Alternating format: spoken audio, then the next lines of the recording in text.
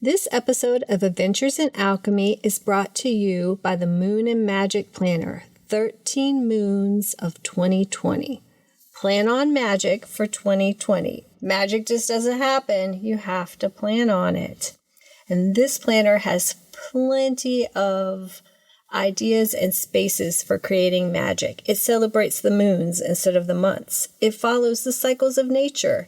It has pages to share your word of the year, your intentions, an oracle reading for the year. It also has spaces for your incantations, full and new moon rituals, working with waxing and waning moon energy, planner pages to script out your best year, and weekly pages that include the oracle of the week, along with magical notes, spells, and recipes that you may be working with, or experiments, right? And also you can track all of your magical habits here because these habits really build up our own connection to magic in the world. And it's just brimming with magical energy for you to have the most magical 2020 yet. How many times did I say magical? Too many. But go to the show notes and check out the link, or just go to www.dailyalchemy.com and scroll down to about the middle of the page and you'll find a big button that'll take you right there where you can see the brand new gorgeous cover for 2020.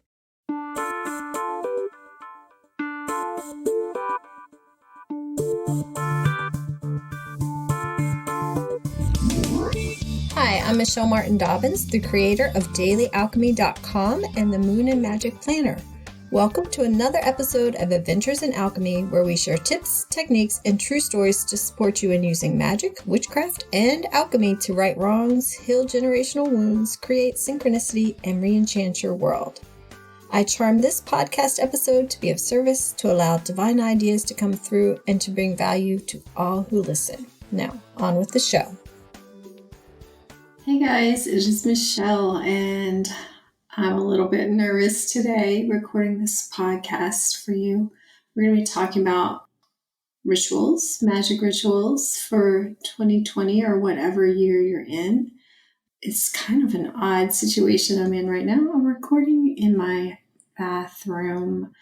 I'm thinking that it's going to be the place where the dogs will most least likely interrupt me. It's kind of early in the morning, the day after Christmas, and you'll probably be listening to this on New Year's Eve or after. So wishing you the best of New Year's, and also recording with a brand new recording system. I've been doing work to try to get the sound quality up, and I'm also planning out interviews, more real people, real magic interviews for next year. So I'm trying to find a platform that best supports getting the best sound out of interviews.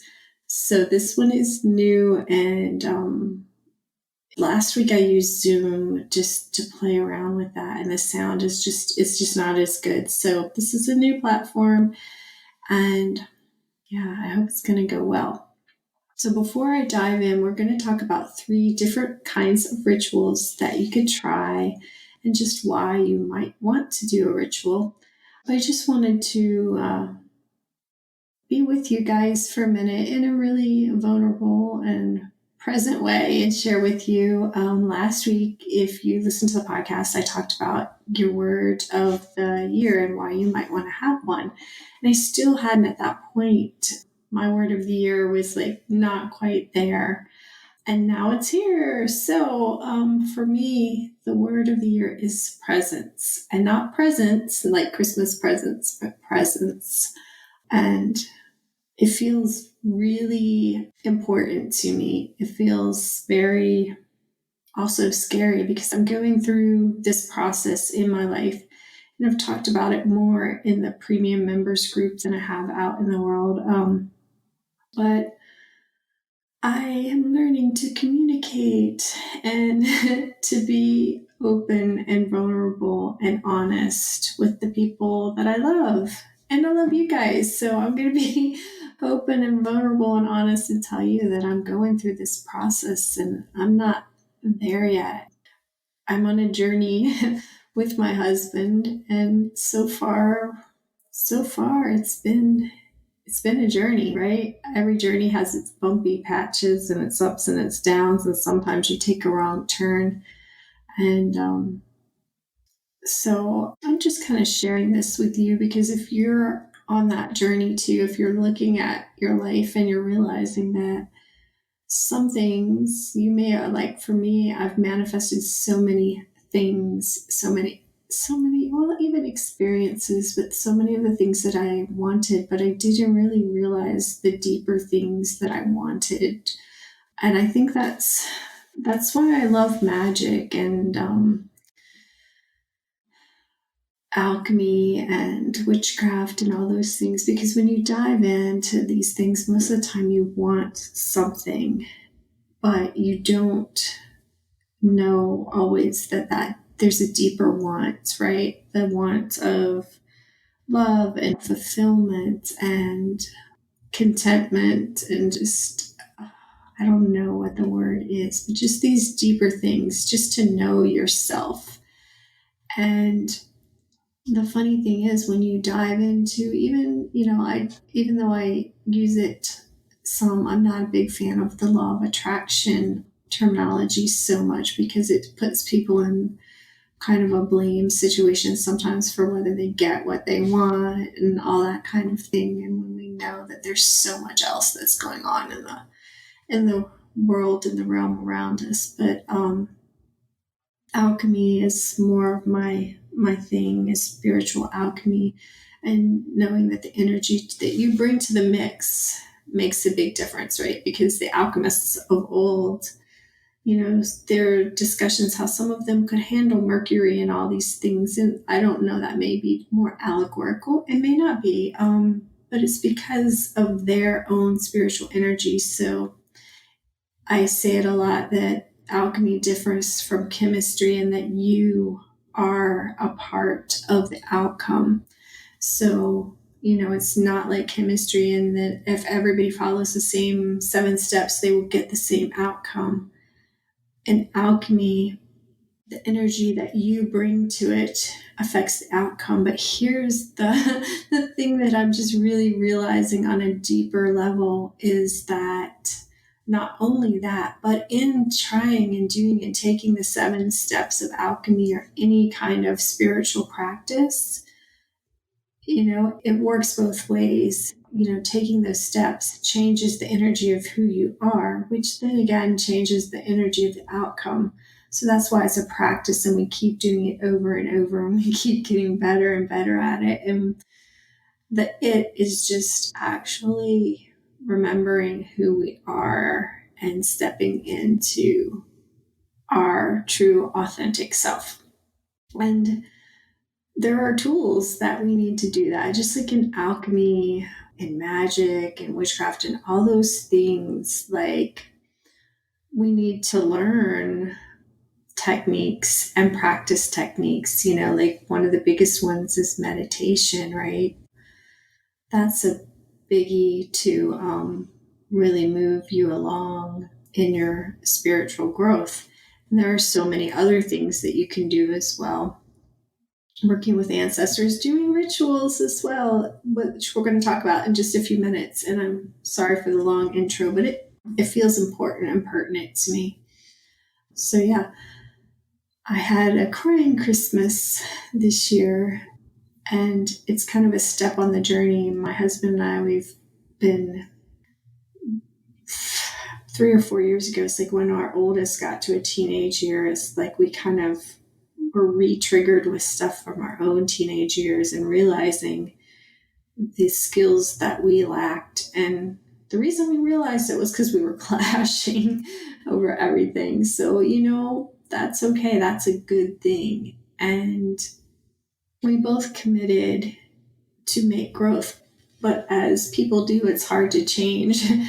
And so that's another reason why I love magic, because it kind of leads you on this path to make it not necessarily easier to change, but more simple. Because if you do a daily practice and then you have a few rituals that you do when you feel that you need them, it makes certain things, you'll make changes and you won't even realize. But for us, we're on this path right now where we are learning skills on how to communicate, and we crash and we burn. But the great thing now is instead of crashing and burning and just pretending like we didn't crash and burn, we're like, then we pull out the skills, and we clunkily go through them and talk and get to a point. So that being said, whether you look for a magical skill this year or a practical skill, and I believe we all need both, I encourage you to be vulnerable in life and just be okay with the mistakes that you make, be okay with who you are, and, just know that you're a unique and wonderful being, and you do the best you can with what you know right now. And the greatest way to know more is to take action. There's always a little bit of learning to be done as far as I'm a big reader, but I haven't always taken as much action as I needed to. And, both are necessary. Gaining the knowledge is important, but once you gain a certain amount of knowledge, the thing that really, really makes a difference is taking action. So there you have it. Now I shall finally, 10 minutes in, embark into what we're talking about today. So yeah, I'm just going to shift gears a little bit and tell you guys that, actually, before I shift gears, just tell you that I love you and I appreciate you. And I hope, I'm just going to say, let's intend a 2020 where our practice and our actions bring us much growth, because the world really needs us to focus in and love ourselves and love each other and just hold each other tight, because it is kind of a scary world out there. And I don't put that out as like a negative thing, because I know in law of attraction that would just be, but it's sometimes hard. And the best thing that we can do is to take action, to be there for ourselves and be there for each other. So that's one of my big goals this year. In fact, I'm just going to pull up real quick my big goal. I got this from Coastrology, and I was like, yeah, that kind of words it. That's my goal. And I posted it on my Instagram account. So I'm going to peek at it really quick because it was just nice and simple wording for what I want. This is my goal for the year. Make people remember what it feels like to be seen, to belong, to know themselves, to not be alone after a long loneliness. And that's my goal. If you want to join me, just remember, you're a people too. So do that for yourself as well. Okay, rituals. If you've listened to the podcast for a while, I know I did an episode on macrodosing and microdosing magic, because we want to always have that daily practice every day, at least a small daily practice, one thing. And that will have so many repercussions, positive repercussions in your life. And then there are times when we want to macrodose and we want to bring in a big ritual. And that's something that, like, you do this big action and it's more elaborate than your daily practice, and it takes more time and it takes more effort, but the energy can spiral off of that for months and years. So it's not something that you need to do every day or necessarily every moon, but some people do every moon, and it's really up to you and what feels right to you. I would say, don't do a ritual because you think you should. Do one because it feels good, it feels spacious, it feels like it's going to support your growth. And don't do them in lieu of the daily practice, right? Because the daily practice is the super, super magic sauce. That being said, there are definitely rituals that can continue to create shifts in your life once you do them.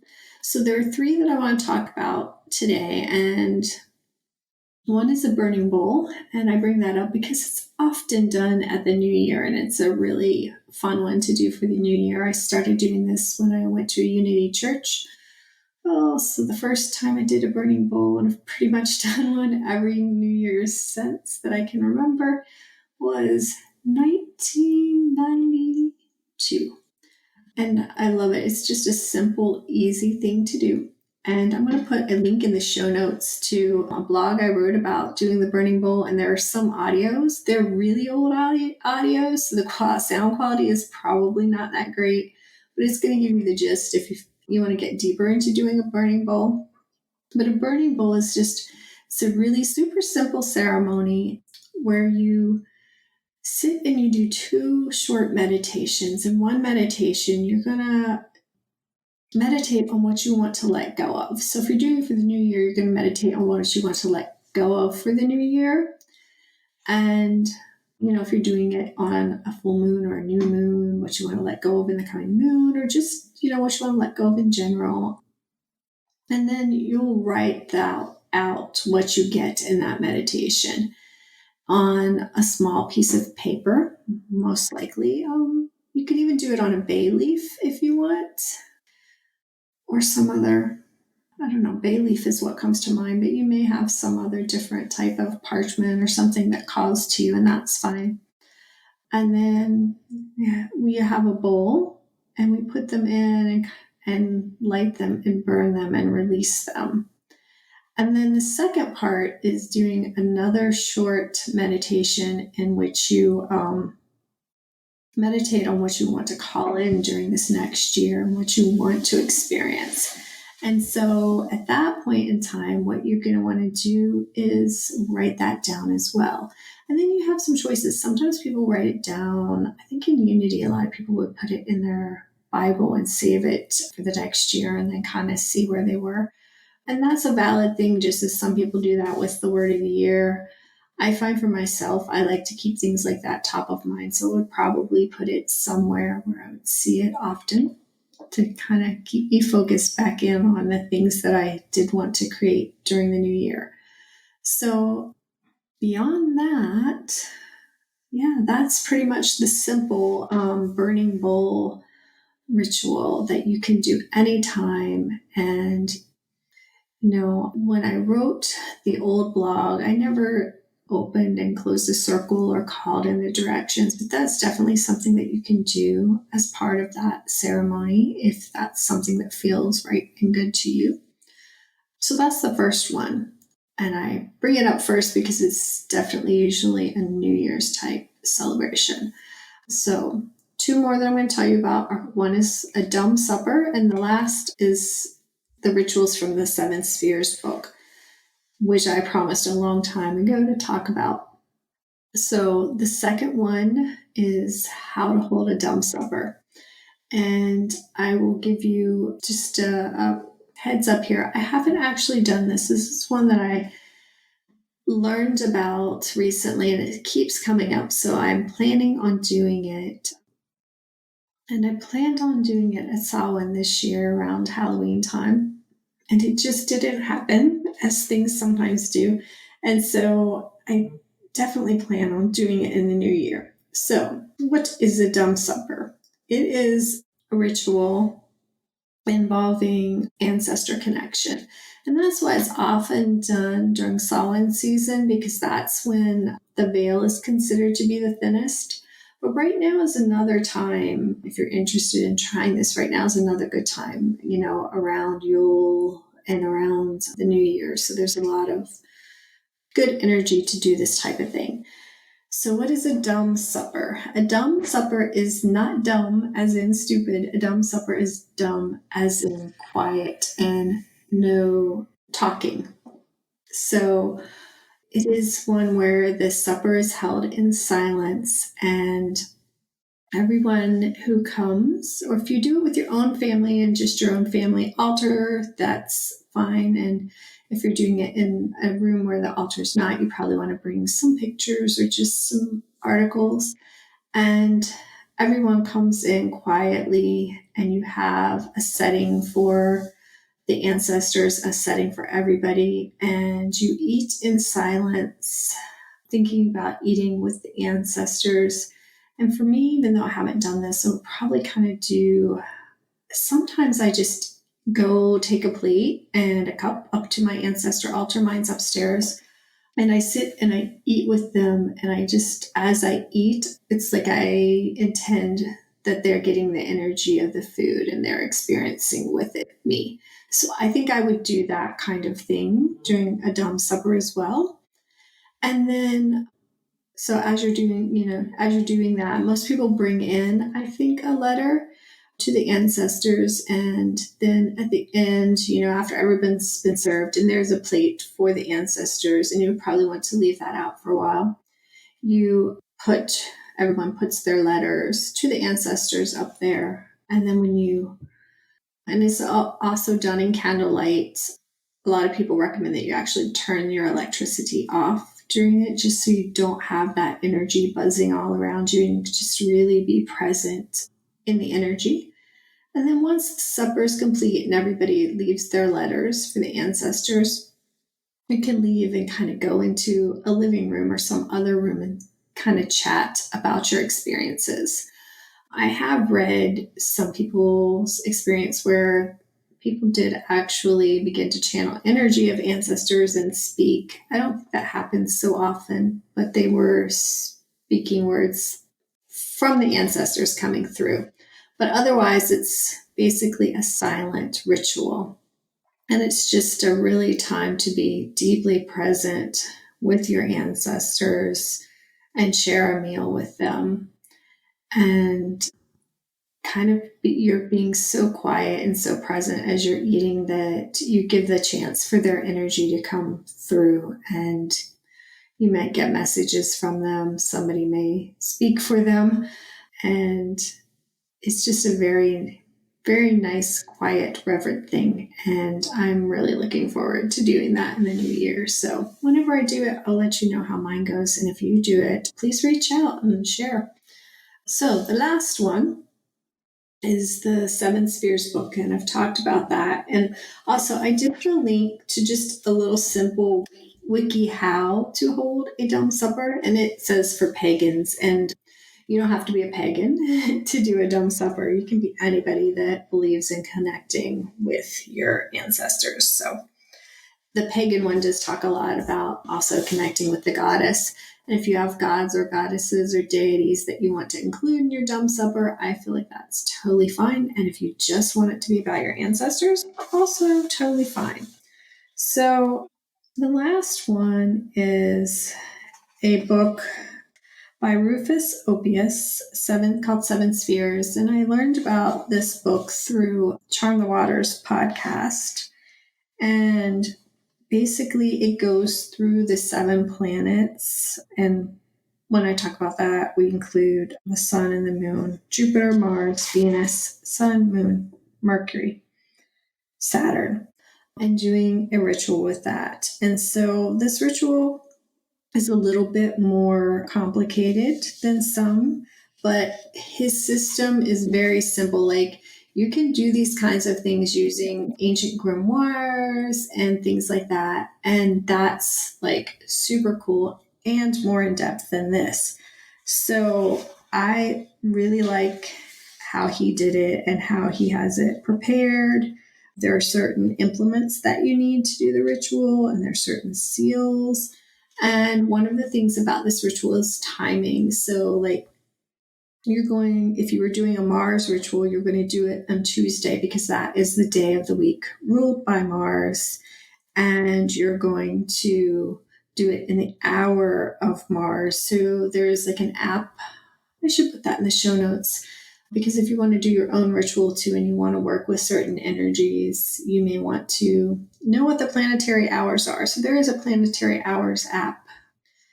So you want to know what that is, and you want to be aware of, because in this ritual you're using incense and you're going to dress a certain way, and he recommends using alcohol and a cigar and mood music. And and I don't know if I'm saying this word right, but he gives you the layman. It's kind of a seal or a sigil of the archangel that is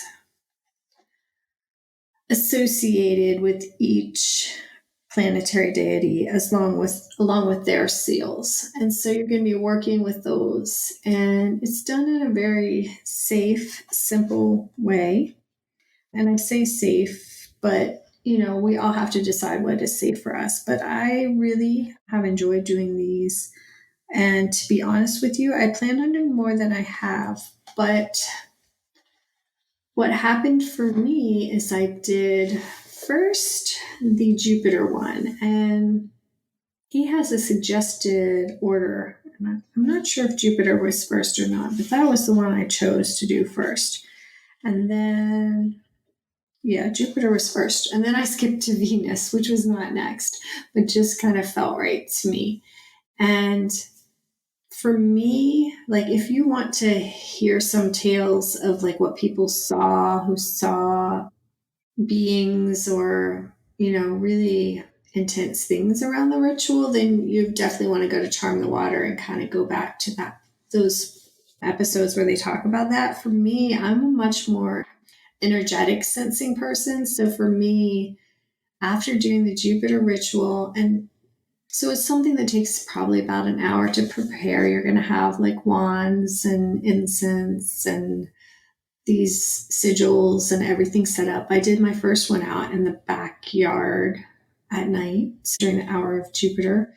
And the other one I did up in my spiritual room, magical room, whatever you want to call it, also at night in the day and hour of Venus.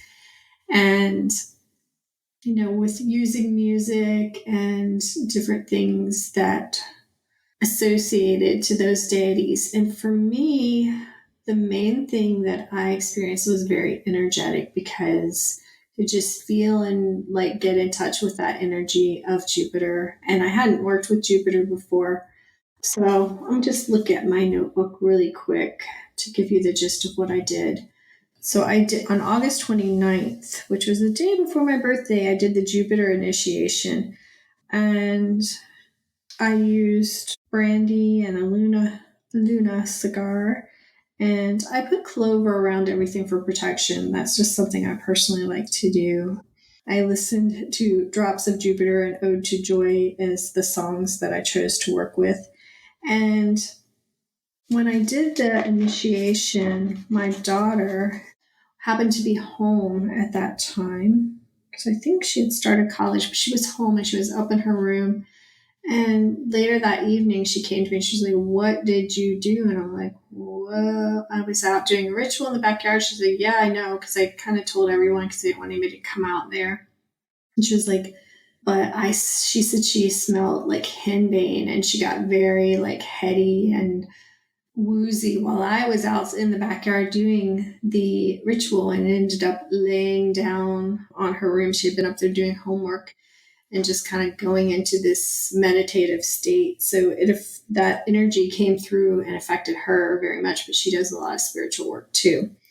But for me, spending that time, it was just very, very much in the energy. And they also have you work with like a scrying mirror of time, so you can maybe see things in that. And for me, I'm just not much of a visual person. I'm much more of a energetic person. So I just really felt a lot of energies. But I know that he's had some people who were more experienced doing this, who have actually done the 7 rituals in 7 days, which he doesn't recommend because you get so much energy going up that it can be kind of overwhelming. And people can have like lose their job, lose their spouse, and things get really crazy. More than likely, all the things that they lost were things that needed to go. But sometimes when we do really intense rituals, it can cause things to move quickly in a way that's not necessarily as pleasant as we would have liked. So he does have a timeline in there if you want to do all 7. Or I know that David Aaron from Charm the Waters, I think his took a year to do. So I've done 2, and I still just feel like the energetic resonance of the Venus energy and the Jupiter energy. And I keep thinking, oh, I'm going to do the moon or I'm going to do the sun. And I'm like, just not ready yet. So, as always, trust your gut when you do a ritual. But if you want to do something that is, I love the burning bowl, I love the dumb supper rituals and lots of other rituals. But these ones, if you want to kind of take baby steps into some of like the more grimoire type rituals, this is a really easy way to do it because this book lays it out for you. Like, read this, do this, print this out, get this, and just, it's very, very easy to follow and to do the rituals. So I really like that as I'm a mom and a business owner and I have lots of things going on. So it's a really nice way to have a really pretty in-depth ritual without having to slog through some of the older things. And that being said, I say this a lot, there is definitely a power to doing rituals that other people have done because their energy is lended to it. So lots of people have done burning bowl rituals, lots of people have done dumb suppers, lots of people have done rituals like the ones in the Seven Spheres book and, the actual ones in the Seven Spheres book.